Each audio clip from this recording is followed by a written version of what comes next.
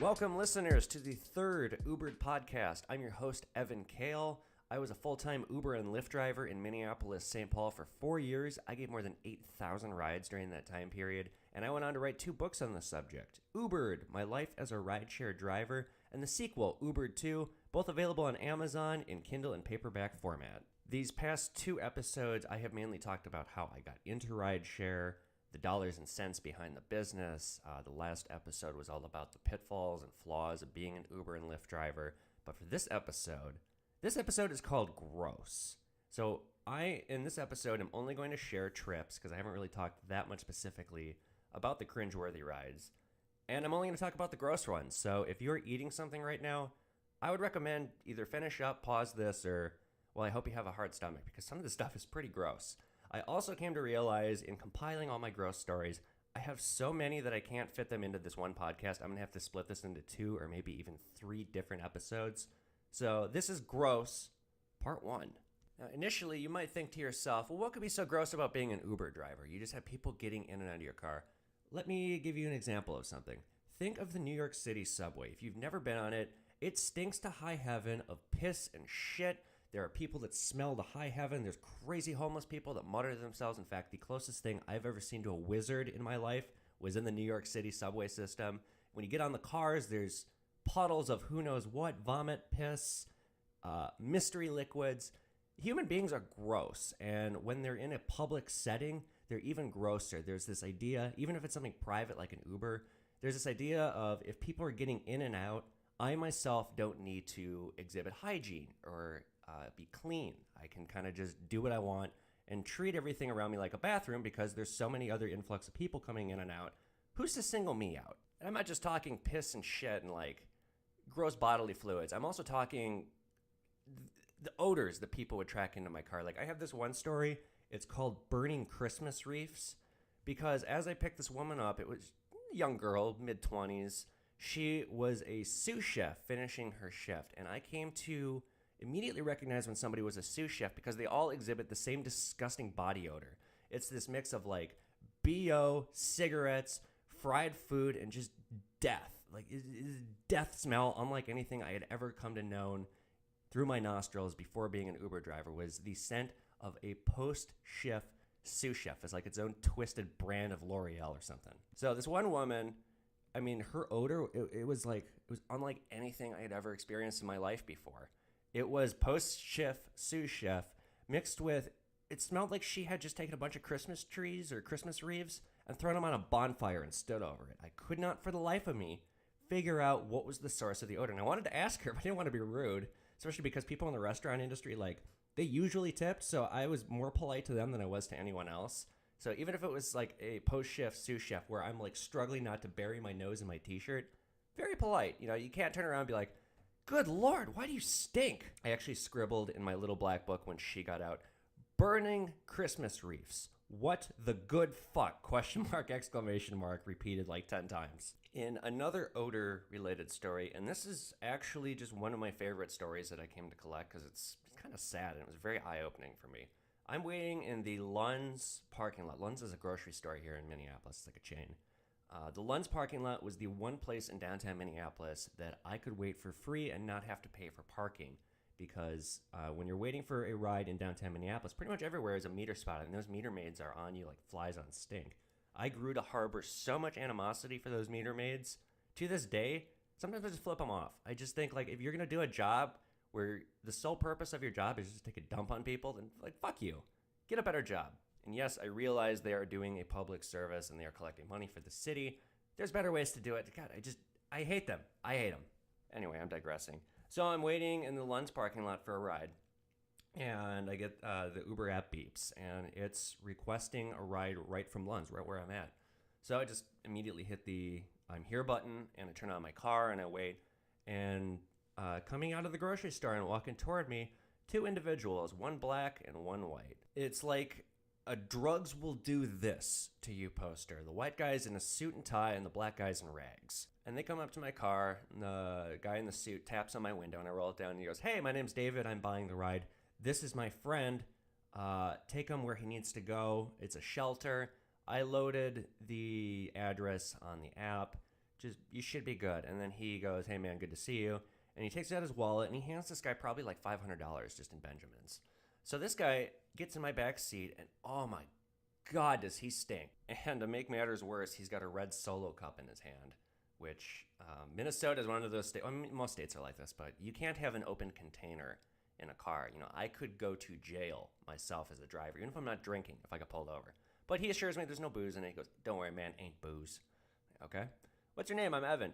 Strikes, he mutters. And I start driving him, and we're not going very far. The homeless shelter is only like a mile and a half away. Well, this guy, I go, so how's it going? Immediately just starts a tirade of how the Vikings lost, and he lost a bunch of money on the game, and the Vikings screwed him worse than his ex-wife did, that nasty bitch, that this and that, the things I'm not going to repeat. That he just goes on this exploding tirade about how much he hates his wife and like his anger, or his ex-wife.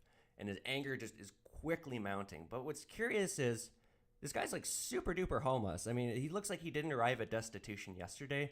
So I'm wondering, how is it he recently got divorced? Did he just suffer a complete mental breakdown or something? Well, he tells me that the gentleman who bought the ride, they're old friends from college. And this guy went on to go be a lawyer and become like a real big shot. And there's quite a bit of animosity in Strike's voice. So I'm trying to just engage in civil conversation and keep the conversation moving and keep him calm, because everything that he says is making him mad and he's getting like rather animated. But as we're nearing the shelter, he goes, hey man, let me out here. There's a bus up there. I'm like, what? Just take a left here and let me out. I'm going to go catch the bus. I'm like, okay, I'm not going to argue with you. So I pull over and he gets out and I end the ride, and I get a call like from this David guy like immediately after, and he's wanting to know why I ended the ride prematurely, why I didn't take this guy to his destination. Meanwhile, my cabin still stinks. Like, I'm actually now at this point that he's gone, I've got all the windows down and I've got my nose in my shirt because it was tough to deal with this. Well, this homeless guy goes running onto a bus bound for a nearby Indian casino. So I have to be the bearer of bad news to this other good Samaritan that he's been taken for a ride. This guy just totally took advantage of him and is now going to blow all the money that he gave him on gambling. And now that I'm finishing with that story, I'm realizing it's not that gross. That guy just smelled awful.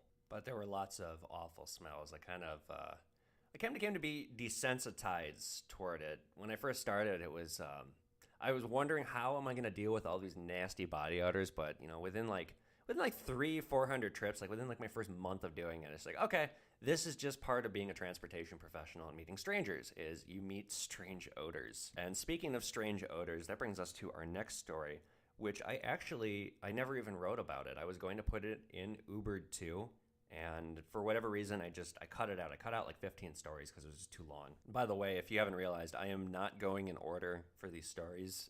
The first episode, I covered the entire first chapter. I guess I left like a few stories out.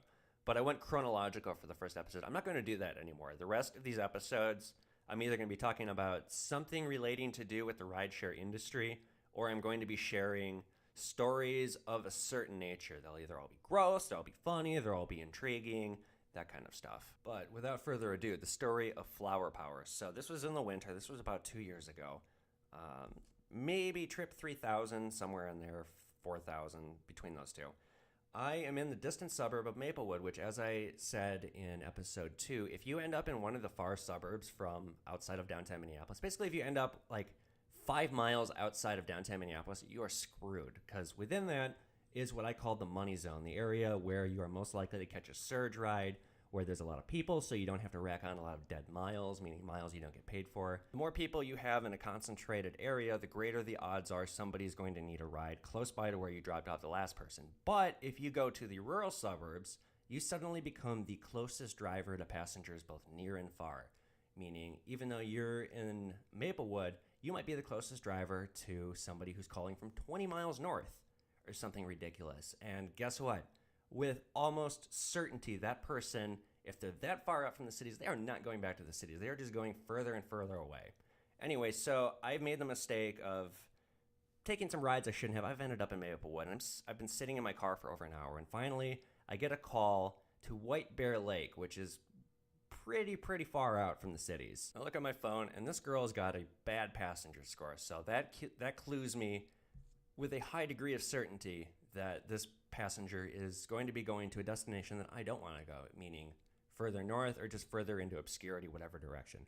But I've been sitting there for an hour, and it's the winter, and I'm cold. And I just, hopefully, maybe, she's going back to the city. So I go to pick her up, and I'm waiting outside. I'm in like a trailer park or something. And I'm waiting. I call, she doesn't come out. And then there's like a big thump on my car, and I turn around, and she's out there with this like inbred looking dude, and they are just feverishly making out on my car. And it's so loud, even though my car doors are closed, my windows are up, I can hear them making out. And it's, setting off every misophonia sensor in my brain. So I put the window down and I yell, "Stop that!"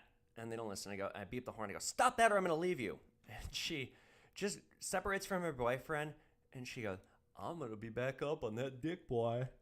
And then she fucking licks him, and then she gets into the car, and I look at her, and by God, I'm looking at the face, body, and flesh of cousin fucking. This girl has to be the product of incest. I mean, not really. I'm just being mean because I'm frustrated. But this girl, maybe she grew up a little close to a nuclear plant. Maybe.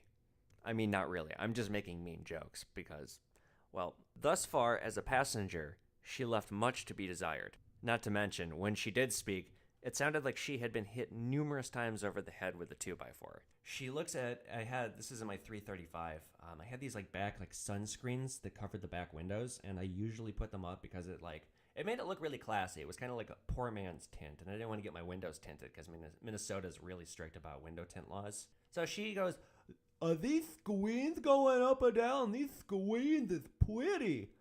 And she unhooks the sunscreen and lets it go, and when you would do that, it would just go flying into the windshield or into the window, just go flying down, and eventually somebody did that and it snapped, and it was like a $500 part, which is another story. So as you can tell, my patience are running very thin with this girl, especially because, by the way, I didn't mention this, she's going 10 miles further north. So, I was right in my guess that I probably shouldn't have picked her up because it probably wouldn't do me any favors.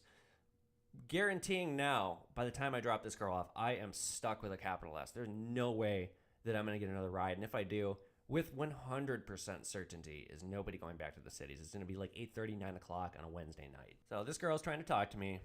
And she doesn't really have an odor yet, but kind of slowly, it kind of begins to smell like a flower. Or there's a very a feminine smell. And it's not a bad smell at all. It's a distinct smell that I'm noticing about this girl. And meanwhile, she's trying to talk to me, but she wants to ask me the questions that, and I'll get into this in a later episode, that everyone wants to ask, which just drove me crazy. So how long have you been an Uber driver? What the craziest thing that's ever happened to you? What happens if we get into an accident? What the furthest you ever draw? Just if you're taking an Uber, chances are the Uber driver, the Lyft driver just doesn't want to talk. Because they deal with so many people, and most of them ask the exact same questions. It is psychologically torturous to have to answer the same questions over and over and over again. Which now you might be saying, well, why don't you just make them up? I mean, I don't like lying to people. I especially don't like lying on a massive scale over and over again. I think that would chip away at me worse than just having to repeat myself. Anyway, so she's asking the questions. I'm giving her the answers, and I'm trying to be nice, but just all of this is very nice. Well, we finally arrive at her house, which is it's a little bit of a sketchy neighborhood. It looks kind of sketchy. It's not the place I want to be waiting in my car once I drop her off. And I'm definitely going to have to wait when she gets out because I'm in White Bear Lake now. And now I'm really noticing this odor that she's tracked in. I turn around, look in the back seat, and there's a frickin' puddle on the seat. And it's not shallow. It's kind of a deep puddle. And I put my nose close to it, and it just is somebody just murdered a flower. Somebody just stabbed a flower and wrung it out or something. So it's this super feminine, it's kind of a pleasant smell, but there's kind of something kind of tangy about it. And just knowing the source of where it came from and where it was positioned, it made it very gross. So I took a towel that just contaminated the towel. I had this a fabric towel in my trunk for precisely this. The towel was contaminated. I just left the towel on the side of the road. I took Armor All wipes. I went through the whole back seat. I did this 3 times. The smell wouldn't go away. I had to have the car professionally cleaned, which I bought an unlimited car wash pass. Just it was $50 a month, and you could get unlimited interior detailings. So I could get it every day, and oftentimes I did. So it wasn't like it was a big expense or she ruined my car or anything like that. But it was just gross. I don't know what was in that odor, but that's the story of flower power. Which I've actually not told anyone about because I didn't write about it. Moving along, we will get to the vomit stories shortly. Believe me, I'm sure that's what you're all dying to hear. But one of the more interesting aspects about being an Uber and Lyft driver is the fact that you overhear conversations. In fact, there's this idea, a mentality that much of society carries where the help doesn't count as much. They're the help. What are they going to do? It's their job to help me. They're subhuman. And a lot of times in my backseat, people would talk as if I just didn't have the brain power to process what they were saying, or like I wasn't going to remember. Well, guess what? I did. I recorded all of it. I didn't videotape any of it, but I sure wrote all of it down as soon as people got out. And these ranged in subject matter. I remember this one time there was a very high-profile case going on here in the news. There was a police officer who had been indicted, and in my back seat were two people working on the case. And most details were not yet available to the public, and these two were just running their mouths about some highly sensitive information. So I got details on a private case before it was made public, like months before it was made public. Other times, people talked about gross things as if my ears just weren't there. Which is funny because I've been told I have Dumbo-sized ears. In fact, somebody on Grindr once wouldn't meet up with me because they said I had, quote, Obama ears. But this story is called Porn Habits. This is toward the start of my career. This is trip 868. These two women, I pick them up. They start talking about their dildos that they're using. So one of them says, fuck the 12 inches. It hurts my pussy too much. 10 is as big as I go when it comes to dildos, and even that's pushing it. Ha, get it? And then the other girl says back to her, oh, you just have to get used to it. Go get laid by a black guy. You'll never want anything smaller again. And she says back, not my scene. And the other one says, what, are you racist? She goes, no, I just don't like guys who aren't white. It's purely sexual. And then the other one says back, don't knock it till you try it. Start with the porn and then work your way up. And granted, I'm paraphrasing here because these two went into some excruciating detail about their interests in dildos and pornography and sexuality. But about a week after this story happened, I was at a bar chatting with the bartender, and the bartender goes, so if you could have a superpower, what would it be? And I'd go, well, probably telekinesis. And she goes, okay, well, that's interesting. Me, I'd be a fly on the wall. And I look back at her and I go, what do you mean? She goes, I just like hearing conversations and stuff. It'd be interesting to be able to turn into a fly and just listen in on people's conversations. And I go, lady, you don't need to be a fly for that. Just become an Uber driver. But that dildo conversation, it wasn't even close to the worst conversation I overheard. I would say the worst one was trip 5,688, which is called childbirth. I picked up these two businesswomen from a hotel in downtown Minneapolis. It was like pouring rain, rush hour, and they're going to the airport, and it's like a 2.5-star ride. So I'm going to make like $40. This looks like a good trip. We're sitting on 35W, the highway, and it's thick traffic. And the two of them are talking about, families, life, the summer, their plans, the business, blah, blah, blah. But then one of them remarked, quote, time flies. And then the other one says, yeah, seems like just yesterday I was in that tub. And the other one says, oh, that's right. You had a tub birth. I couldn't have done that. I was so drugged out for Kevin, and I needed to be too. He stretched me out like silly putty. I could feel my vagina being permanently ruined even through the morphine. And then she says back, it was even more psychologically scarred by the process than anything. All that afterbirth in the tub, I'll never forget how slimy it is. Like, you think it's just blood, but the mucus, it was so thick, and I was just lying in it. My tub was stained red for weeks after. And then the one says back, and I'm thinking at this point, oh my God, what am I listening to? And the one says back to her, well, when I had Lisa, that's when it all went to shit. I bled like a pig when they did my C-section. Even the doctors said they were worried. So at this point, it's just I want to just start driving with my knees and put my hands over my ears to shield my poor brain from any further verbal molestation. Oh my good Lord. So these two continue their conversation about giving birth to their kids. I'm just not there. I just don't matter. I'm going to be oh yeah, good for you. Let me tell you about my birth or something like that. So just the amount of people that start running their mouths. And this has been a thing I've seen on the nightly news. I think there was some football players recently got in trouble because they were bitching about their head coach. And the Uber driver had a video camera and recorded it and put it on the internet. There were no repercussions. I mean, the driver got fired, but what he did was legal.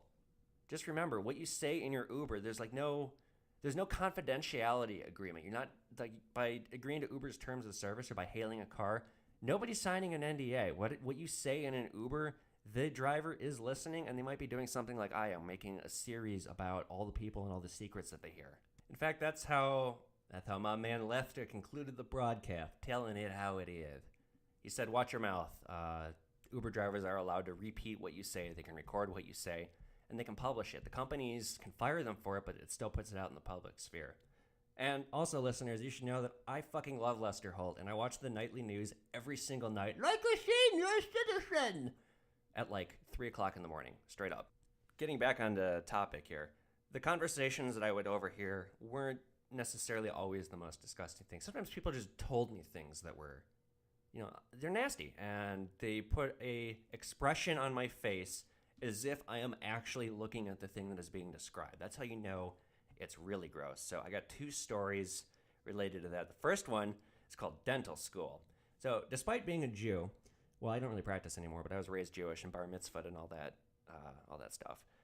I would make a horrible medical school candidate, and after this story, an even worse dental school candidate. I had a dental school candidate. This was trip 4,176, so probably about 2 years ago. I pick him up from Target. I'm driving him home. We're talking, and he mentions that he's in dental school. I go, okay, how's it going? He goes, well, it was going great until this semester's a little bit rough. I'm like, why? Is it proving to be too hard? I heard dental school is a nightmare. He goes, well, it's not just that. We have to take this class called gross anatomy. Okay, what's gross anatomy? He goes, that's where you dissect people to learn about the human body. So this past week, I was cutting apart an old lady's vagina. The week before that, I had to cut open this fat guy and determine how he died. I'm pretty sure it was a heart attack, but there was a lot of fat I had to work through. And he goes, let me put it this way. I'm all for science, but after seeing what we do to the bodies that people donate, we go to town on these people. I'm talking body parts and buckets, no decency whatsoever. Hacksaw, it's like a serial killer's wet dream.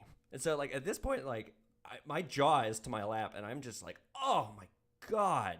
And as I'm dropping him up, I didn't really want to talk about this too much more just because I was so disgusted by what he was telling me.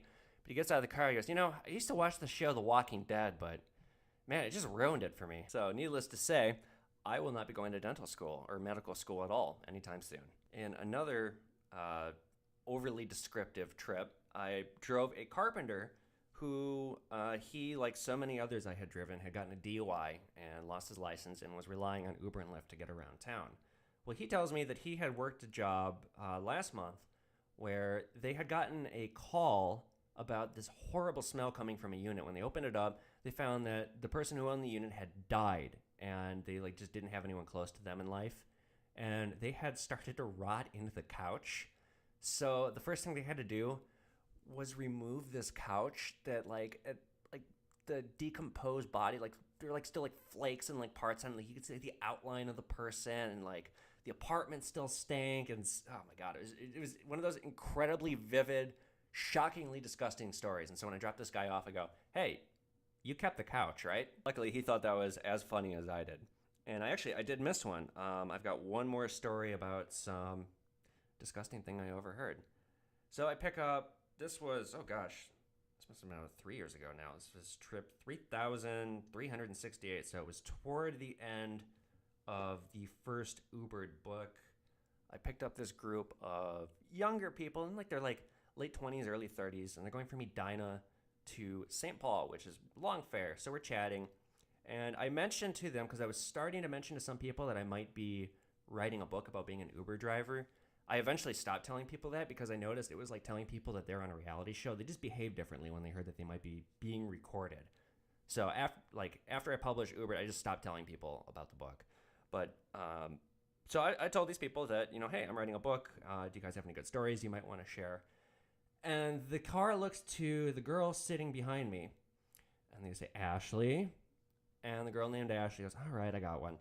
So apparently Ashley and friends had been out for some kind of a high school reunion earlier. They were meeting up with a bunch of old friends from college. From college. And they're going over old stories, and they're going down the table, and they're sharing stories. And so Ashley shares a story that she thinks is more normal and natural than it really is. And as the story that Ashley shared with me goes, Ashley is a sophomore in college, and she's hooking up with a football player from the college team. And they're both very drunk. Everything is going well. So Ashley goes down on this guy, and she starts sucking his dick. But while she is sucking it, she realizes that she's had a little bit too much to drink, and the sensation of this dick down her throat. It causes her to gag and vomit. So she pukes on this guy's dick, but he doesn't notice. He's too busy enjoying it, and she doesn't want to embarrass herself or spoil a perfectly good blowjob. So she fucking jerks him off with the puke, and she proceeded to share this story to a group of old friends who had never heard it, and like their wives and their husbands and stuff, thinking that it was just, a totally natural thing. Like, oh yeah, you remember that one time I blew that guy and I jerked him off with my puke? That was fun. You remember that time where we each took turns shitting on each other? That was also fun, wasn't it? And who could forget the cum dump? Cum dump 2010. Those were the days. Needless to say, Ashley embarrassed herself quite a bit, but thankfully she supplied me with a fascinating story that I wrote about, and she told me, she insisted I use her real name. Her real name was Ashley. I don't know what her last name was, but I admire her courage and zeal to share such an appalling, disgusting story. And the stories get worse. In fact, if anything, that was one of the more tame ones. So now, listeners, it's the moment you've all been waiting for, the puke stories. I cleaned up puke in 8,000 rides, probably 15 times. So here's how it works. I used to get this question all the time. What happens if you puke in an Uber? The answer is you get a crazy fine, or if you puke in a Lyft, for that matter, it's the same thing. You get a fine, and they used to blacklist you, meaning you could no longer use the service, even if it was like your friend that puked. If it was your account, you got blamed. I don't know if that's still the case, if you get blackballed from Uber and Lyft if you puke in one. I've never puked in one. One time I did have my friend Steph with me downtown. We were out for Pride. This was a couple years ago, just getting shit-faced.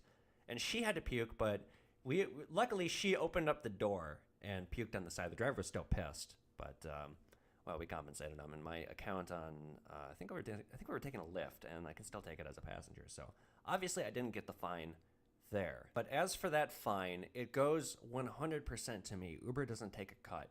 So when I go to pick somebody up and they don't come out, and I give them a no-show fee of $5, on Lyft, they don't touch that. That all goes to you. But on Uber, they do take that. They take 20% of that, just like they do any other fare.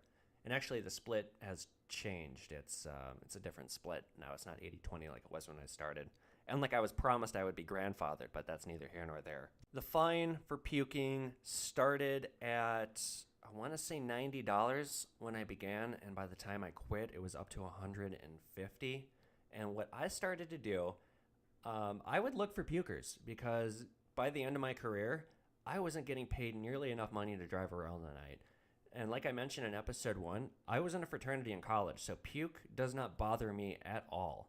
In fact, I began to nickname my efforts to get pukers in my car Bile for Benjamins, the Evan Kale Charity Fund. Because, like I said, you make so much money off of that puke.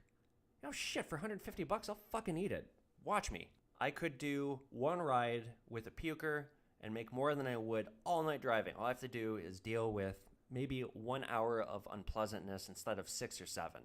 That sounds fine to me. However, when I first started, it wasn't fine, at least not right away, because I kind of didn't really wrap my head around the desperation that I would go to with my business in terms of trying to make more money. So this story takes place in Dinkytown at the University of Minnesota. And what Dinkytown is, it's basically the college town right by this great big school. It's maybe 3 or 4 blocks, just a few blocks, but within that, there's 70 plus bars and restaurants. So if it's Friday night, if it's Saturday night, this is where, and myself included when I went to school, this is where kids go to party. So I'm pulling up, it's bar close. It's the summer, so luckily it's like not as wild and rowdy as it can be, say during like homecoming or something like that. But bar close on any given night in Dinkytown, you're going to find some drunk kids. So I pull up in front of this place called Mesa Pizza, which opened up its doors right when I first went to school there, and it's like exotic pizza by the slice. It's one of my favorite places in Minneapolis. There's 3 of them now. It's doing really well. But they do, like, it's like where drunk kids go to stuff their faces after they've been drinking all night. Because it's like macaroni and cheese is one, like Philly cheesesteak is one, like lasagna is one. It's really, really good pizza. So I pull up in front of Mesa, and I'm like kind of cringing because I can kind of just, I know where this is probably going to end up. But I want to give, her name is Mary, the benefit of the doubt. Pull up, and I'm waiting. And this normal guy, like a young college guy, comes out. He's good looking. He sits in my front seat, and we're chatting. He goes, "Hey, Mary's on her way. It's her birthday. Just give her a second." And then Mary comes stumbling out of Mesa Pizza. And, oh my God, like I took one look at her, and I go, "Oh, get the fuck out of here." She's staggering around. She's got pizza all over her face. She's trying to shove more into her mouth, but like her motor skills are so bastardized from alcohol at this point that she could like barely even finish like stuffing her face. So she proceeds to wolf down the slice of pizza outside of my car because I won't let her in the car with food. And then as she's going to get in the car, she somehow hits her head, like getting in and just bam, down on the sidewalk. And I have to like go scrape her off the sidewalk with her friend and like help her in the back seat. So first she's like, "Oh, Mr. Driver, you're really cute." Like, like hiccuping, basically. She doesn't seem like she's in a puke, but she's just like super drunk. And she's like touching my neck. And it's like, "Can you please stop that?" So finally she realizes that I'm not into her touching me like this. And she proceeds to pass out. Well, it's a 2X surge ride. And they're going back to the suburb of Edina, which is about 15 miles. And the friend is sober. The friend is like dead sober. And I like this guy. We're talking about movies. I think we're talking about like Ex Machina or something. We were having like a really good conversation about movies, I remember.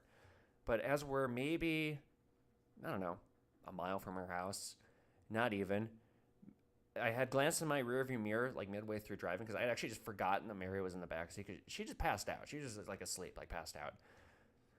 But I hear this like extremely loud hiccup, dude. And like I quickly just like turn around. And Mary just starts convulsing and just erupts vomit, like all over herself like a volcano.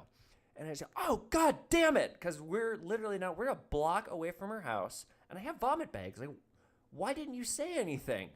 I could have stopped. I could have pulled over. We were in a 30-mile-an-hour zone. It's not like this was like a life or death situation. There's no reason for you to puke in my back seat when we're a block and a half from your house, Mary. So we pulled over.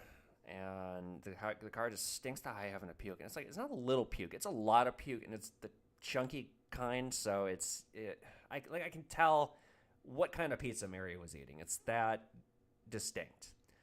Well, friend's apologetic. And she's now more sober that she's evacuated some of the alcohol from her body. "I'm sorry. I didn't mean to." Yeah, save the apologies. You're going to be sorry when you look at your bank account tomorrow. Pull up to their house, and the friend's like, "I'm so sorry, we'll clean this up. It's fine. Just get some cleaning supplies for me, please." So I keep the meter running, and this is what I would always do when somebody would puke, is keep that trip running as long as possible. I never had a puker in the day, so whenever I did deal with a puker, it was usually a bar close ride, meaning it's already going to be an expensive ride. Well, I'm waiting, and finally Mary's friend comes out with like a bunch of cleaning supplies, but it's nowhere near enough to clean up the scent of puke. So, and he did like kind of a crappy job. I mean, I was gonna fine him regardless because like if you puke in someone's car, I'm sorry, but you need to learn a lesson because you need a lesson in drinking. You should not puke if you are over the age of 20. I would say maybe when you get to college, 18, 19, like figure it out. But by 20, 21, if like you're still puking and like you're going to bars and just getting blackout drunk like this girl, you should probably consider curbing your habits. Anyway, so I drove off. I ended the ride, and I hit assess fine, and Uber makes you take a picture, quickly photograph the vomit. Actually, come to think of it, I had photographed the vomit before they cleaned it up. I've heard recently there's this thing called vomit fraud going on, meaning some drivers, they fake the puke just to give somebody the fine because like, they don't like them or whatever. So they'll splash water on their seats, or like they'll buy like fake puke like from a joke shop and like use that as a picture. That's a pretty effective way, it seems like, of scamming someone, because in all the stories that I found, this is like kind of a recent thing that was coming out. In all the stories that I found, Uber either sided with the driver, especially because when one person is sober and one person is drunk, it's a lot harder to believe the drunk person. And on top of that, Uber makes it a huge hurdle to try and get your money back. Because it just boils down into one word versus another. So I found basically pretty much everybody who was doing this vomit fraud was getting away with it. However, a few were getting caught in their lies. And the ones that were, that's technically wire fraud, which is technically a felony. So I haven't read about any Uber drivers being prosecuted for that, but in theory, they probably could be. I don't know. I'm not a lawyer. I'm just litigious. Hey, it runs in the family. Anyway, listeners, I have one final story for you for this podcast. I decided since I am going to do 2 installments of Gross, instead of doing one 80-minute marathon intended to make you sick to your stomach, I'm going to split it in half and have 2 shorter episodes that are easier to digest. So this final story, trip 4,312, is called The Shoe. And this story also takes place in Dinkytown. This was a Friday night. I believe it was Easter, it was Easter Friday or Good Friday. Easter Friday. There's a Jew for you. Good Friday. So not much was going on campus. Most people were going home to be with their families. But I did, in just driving around picking people up, I pull up to this one house party that's going on. So I'm waiting outside this house party, and it's a Lyft ride, and it's, I think the girl's name was like Amber or something. And like the picture's like, it's a picture of like this like girl, and like she's smiling with all of her sorority sisters, and they're all looking fabulous. It's like, these are the kinds of passengers where you look at the picture and you can tell exactly how the conversation is going to go, if it goes on at all, exactly how they're going to behave, and just in experience, these were not my favorite tier of passenger. Most importantly, because they almost never tip. Pretty girls like just don't tip. They think that their good looks are tip enough. Sometimes they were. But not this girl. Anyway, so I'm waiting outside this house. This house party is like raging, and I'm actually kind of considering maybe I should just cancel the ride and walk in and see if I can crash this party. I mean, there's enough kids where they're not going to be like, who the fuck are you? So as I'm thinking about it, I look and I see my rider's coming out because I recognize her from the photo. She's got red hair. And she waves like a big wave and kind of wave back. And then she turns around and she signals into the house. And then she takes a few steps down these stairs of this house. And behind her come 2 guys dragging a third. And the third one is spewing vomit like a waterfall, and it's all over him, and it's like down his shirt, it's down his pants. I mean, this guy just looks like he's been drinking like for the last like week. And so they're dragging this guy to my car, and there's like a puke trail behind him. He's got so much vomit coming out of him. So I'm watching this, and I just go, oh no, no, no, no, no, no, no, no, no, no. And I put the window down, and I go, are you serious right now? And she goes, what? We're just going a few blocks. Come on, my friend's having a rough night. And like, I'm just blankly looking at her, and I go, what driver would do this trip? How do you even think that this is anywhere within the realm of acceptable? Do you realize you're trying to track vomit all over the inside of my car? Obviously, you can tell this story was before I started looking for pukers. And she's like dumbfounded. She's like, what, you won't drive us? And I'm like, no. And she goes, why not? I'm paying for the ride. Come on, drive us. And I just go, okay, you know what? Good luck, but I think your friend needs an ambulance, not an Uber. And so I start putting up the window and driving away, and I hear one of the friends go, what the fuck? And I hear her go, he won't drive us. And then you hear, what a douchebag, fuck him, what an asshole. And I hear, hey, asshole. And like I look in my rearview mirror, and I watch one of the friends takes off his shoe, and he throws it at my car. And it hits the roof of the car, and I slammed on the brakes. And I got out of the car, and I looked down at his shoe, and this guy's like coming at me. He goes, yeah, what now? You want to go? You ready? And he's like getting ready to fight me. And I look at him, and I picked up his shoe, and I yell, my shoe now, bitch. And I took the shoe and hopped in the car with it and just drove up. And the look on his face was so priceless. It was like one of the best expressions I've ever seen on anyone's face ever. Talk about satisfying. So I went around the corner, and I disposed of his shoe. But boy, he really did not think that one through. And believe me when I say that is not my only gross story. But listeners, this is where I have to leave you for this podcast. I want to thank everyone for giving me their time and attention. I want to remind everybody that I've got 3 books out. Ubered, My Life as a Rideshare Driver, the sequel, Ubered 2, and my new novel, Wolf in the Jungle, all available on Amazon in paperback and Kindle form. Listeners, you have been Ubered. I'm Evan Kale, signing off.